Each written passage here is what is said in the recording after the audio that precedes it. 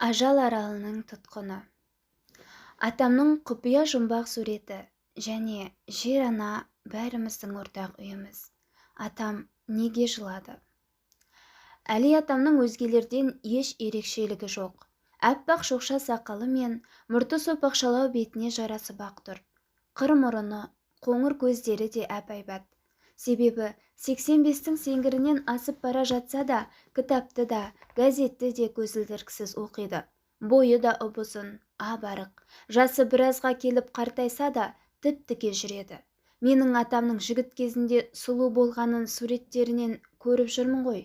Әжеме бұл туралы айтсам, ернін сылп еткізді де, қойшы, несі сұлу болған? Сүйегі арса-арса, арық тайлақ сияқты еді. Ал мен тәрізді сүйріктей әппақ сұлу қызды қармағына қулықпен түсірді. Рас, ол сөзге шебер еді, әнді де бір адамдай салатын, деп менің ойымдағы атамның сұлулығын тас-талқан етті. Мен әжеме бір жағынан өкпелеп, екінші жағынан футболға асығып шығып кеттім. Бұл өзара әңгіме ұмытылып та кетер ме еді? Кім білсін, мына бір оқиға ол әңгімені қайта тірілтті. Үйде ескі альбом жататын. Атамның, әжемнің жастық шақтарындағы суреттері осы альбомда. Есіме қайдан сап ете қалғаны белгісіз, әжеммен болған өзара әңгіме түсті де, альбомды ақтарайын. Атам да, әжем де жас кездерінде әдемі болғаны мына екі суреттен көрініп тұр. Екеуінің үйленген шақтары, міне, қарапайым ғана киінген, өздері жүдә бақытты. Охо, мынау қандай көп адам, жыпыр-жыпыр, неке сарайына қанша адам жиналған десеңші. Ең алдында атам мен әжем. Оқыстан альбом қолымнан түсіп кетті. Жерге солқ ете түскенде бір ескі сурет альбомнан сусып менің алдыма түсті. Көне, жұлым-жұлымы шыққан сурет, қоп-қоңыр. Сол қоңыр дүниенің ар жағынан біреу қарап тұр. Қорқынышты, қаңқа адам, қабырға сүйектері ырсиып терілері денесіне жабысып қалған. Қаңқа басында мұрыны таңқиып, көзі бақырайған мына адамның суретіне үрейлене қарадым. Бұл кім? Биология пәнінің кабинетіндегі қаңқа адамнан аумайды. Алайда біреуге ұқсайды. Кім? Кім? Ау, мынау атам емес пе? Үңіле ұзақ даңдана қарадым. Атамның бозбала кезіме сонда? Әжемнің сөзі ойыма сарт етті. Атаңа апарық болған. Я, атам ғой мынау. Атама суретті көрсеткенде ол кісі селк ете түсті. Қорқыныш дегенді білмейтін оның жүзінен сол жолы үрей ұшқыны көрінді. Өзі де ақшыл. Әжім беті қуқылданып сала берді. Демалысы жиілеп, мұрны ауа жетпегендей қусырылып кетті. Ата, сізге не болды? Ауырып қалған жоқсыз ба? Деген менің жан ұшыра айтқан сөзімді атам естімегендей кейіп танытты. Әй, кемпір деймін, қайдасың? Үнемі сабырлы мінезден айнымайтын атам жын ұрғандай айғайлап, дегбірсіздене орнынан ұшып тұрып, әлгі суретті аспанға шошаңдата төбесіне көтеріп, ас үйге бет алды. Тіпті менің бар жоғымды ұмытып кеткендей. Мына суретті сандықта неге шығардың, а? Бұл сурет талай құпияны сақтап тұрғанын жақсы білесің ғой, кемпір-ау. Атам бірден зіркілдей ұрсып, әжеме дөнді. Әжемнің сасып қалғаны бірден көрініп тұр. Мынау сурет пе? Әнеугіні сандықтан сенің анау барса келмес аралы туралы құпияларыңды жазып жүретін қойын дәптерің бар ғой. Соны көтере берген едім, осы суретің түсті. Жұлым-жұлымы шығыпты байғұс. Адам сияқты жан-жағын желімдеп, жөндейінші деп пысықсындым. Содан қауырт шаруам шығып қалып, суретті кейін жөндеймін деп ойладым да альбомға салдым. Содан ұмытып кеткенмін ғой мен жазған. Кешір шал, әкел, мен оны орнына сала қояйын. Мінекей, бірнеше күннен бері мен мазасыз күй кешіп жүрмін. Атамның қандай құпиясы бар? Ол неден қорқады? Барса келмес деген қандай арал? Барса келмес, аты қандай қызық? Міне, Осындай беймаза ойлар менің шақшадай басымды шарадай қылды. Ақыры шыдамай әжеме келдім. Сен Семей полигонын білесің ғой? Сонда 40 адамды тышқан, қоян сияқты атом бомбасының ығына арнайы тәжірибе жүзінде сынаққа алған. Ал атаңды бала кезінде тура солар сияқты Арал теңізінде орналасқан Барсакелмес аралындағы бактериялық, химиялық қаруға тәжірибе ретінде жіберген. Іздеушісі жоқ, кілең жетім балаларды ажал аралына өлімге апарыпты.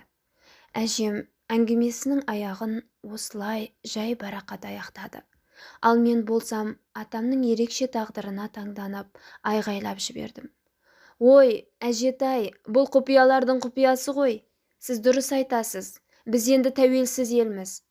Қызыл мемлекеттің құпиясын бүкіл әлемге жария етуіміз керек.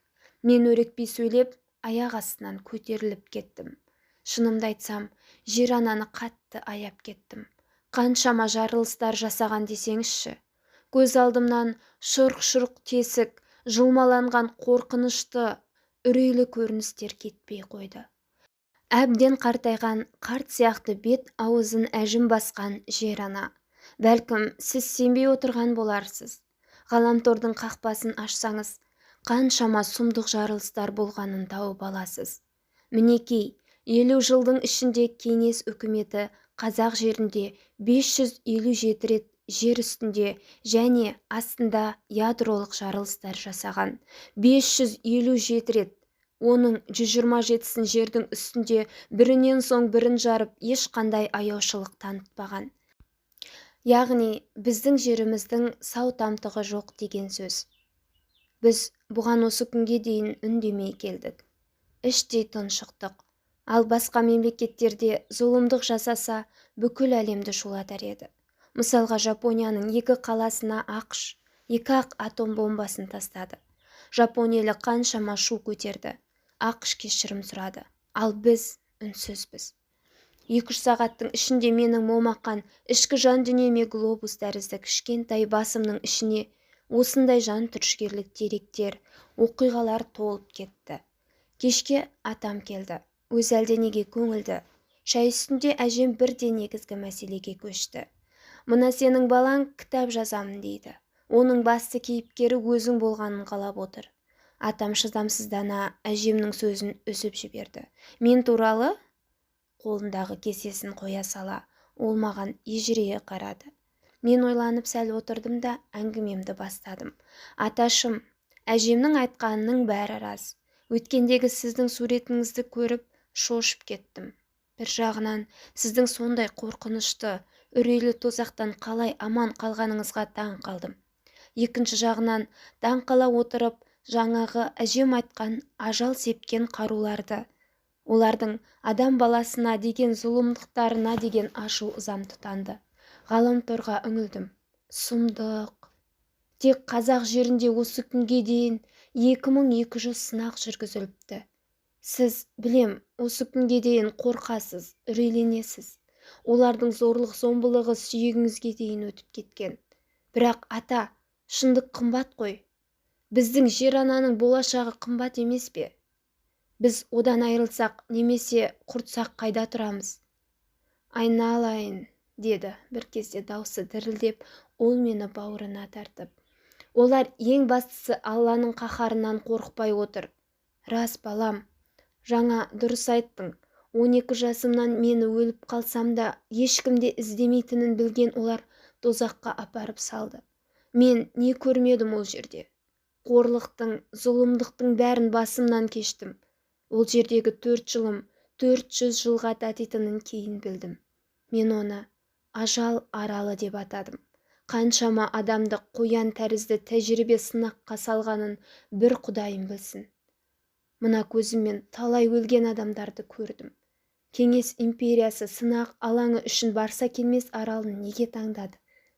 Аңызда аралда перілер, жындар болған дейді. Олар адамдарды аралға жолатпайды екен. Содан Барсакелмес аралы атанған. Ал кеңес өкіметі кезінде де ол аралға сынаққа деп әкелген адамдар қайта шықпайтын. Мен ол ажал аралында Жүрген қасіретті де қорқынышты үрейлі шақтарымды еске алсам, әліге дейін ұйқымнан шошып оянамын.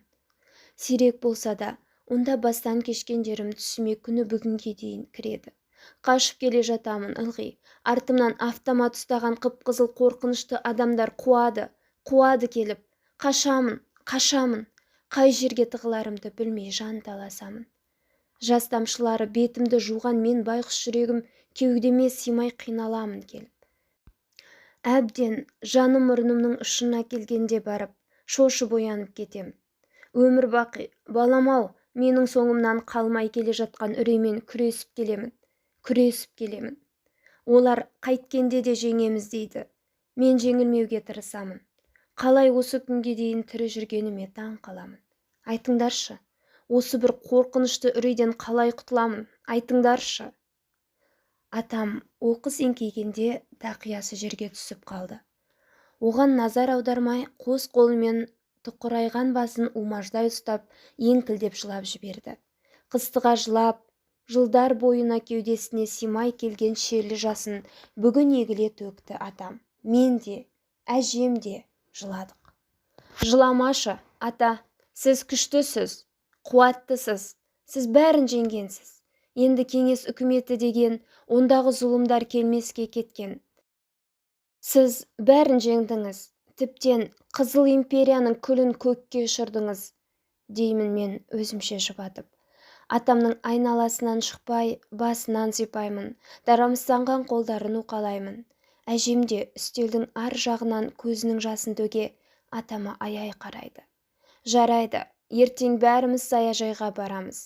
Сен, сары бала, қалам, дәптеріңді ал, бәрін айтамын.